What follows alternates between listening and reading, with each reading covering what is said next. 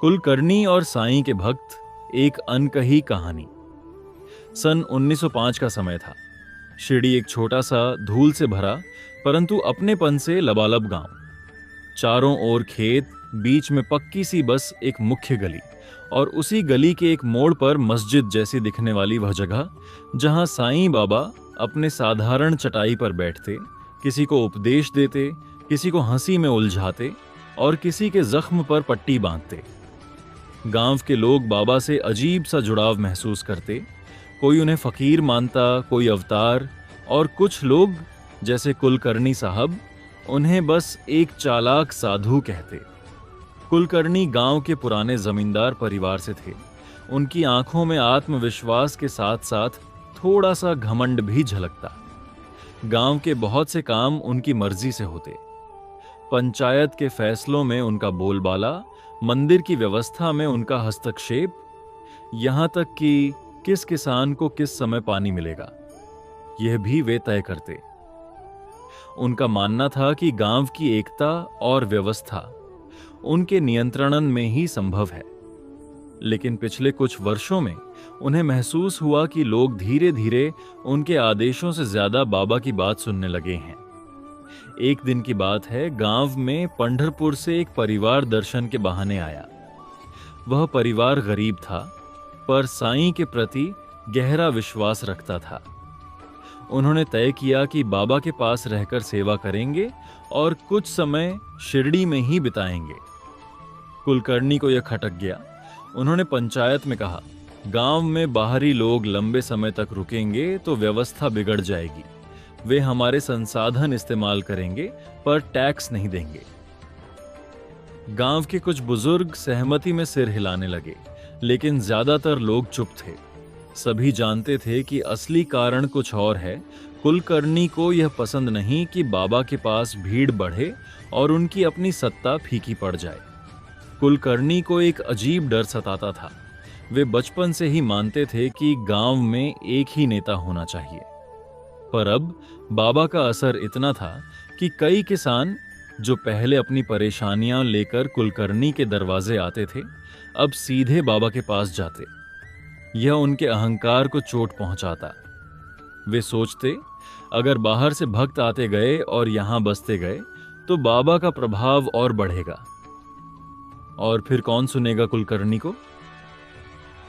कुलकर्णी ने तय किया कि वे सीधे बाबा से टकराएंगे नहीं, क्योंकि उन्हें भी पता था कि बाबा के सामने सीधी चुनौती देना मुश्किल है, पर भक्तों को यहां टिकने से रोकेंगे। उन्होंने गांव के चौकीदार को आदेश दिया कि बाहरी लोगों से कहे, गांव में ठहरने के लिए पंचायत की इजाजत चाहिए। और इजाजत आसानी से मिलती नहीं थी। वे छोटे छोटे बहाने बनाते।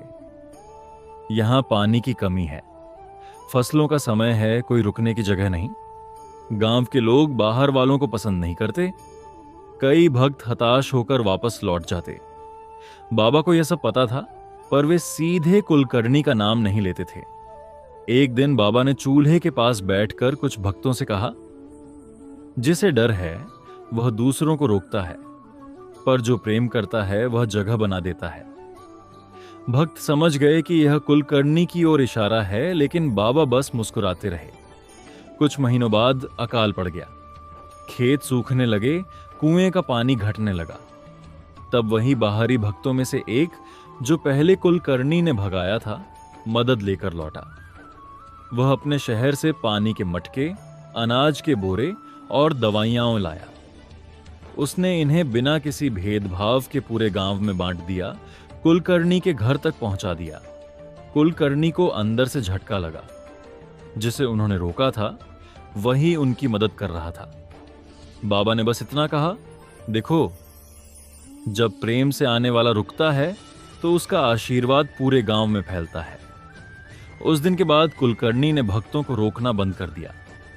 हां, अहंकार पूरी तरह नहीं गया, पर उन्होंने मान लिया कि बाबा का काम उनके नियंत्रण से बाहर है। धीरे धीरे उन्होंने महसूस किया कि भक्तों के आने से गांव की रौनक बढ़ती है, दुकानें चलती हैं और यहां तक कि उनके अपने खेतों की बिक्री भी अच्छी होती है। अब जब कोई नया भक्त आता तो कुलकर्णी खुद रास्ता दिखाकर कह देते, बाबा वहीं मस्जिद में मिलेंगे, जाओ आशीर्वाद लो। ये सिर्फ एक गांव और एक फकीर की कहानी नहीं है, ये उस संघर्ष की कहानी है जो अक्सर अहंकार और विश्वास के बीच होता है। कुलकर्णी का विरोध डर और नियंत्रण खोने की चिंता से उपजा था, पर अंततः प्रेम और सेवा ने उस डर को पिघला दिया। बाबा का संदेश साफ था, जो देता है वह सबका हो जाता है, जो रोकता है वह अकेला रह जाता है। और इस तरह शिरडी में भक्त फिर से आने लगे और कुलकर्णी भी उस भीड़ का हिस्सा बन गए। ओम साईं राम।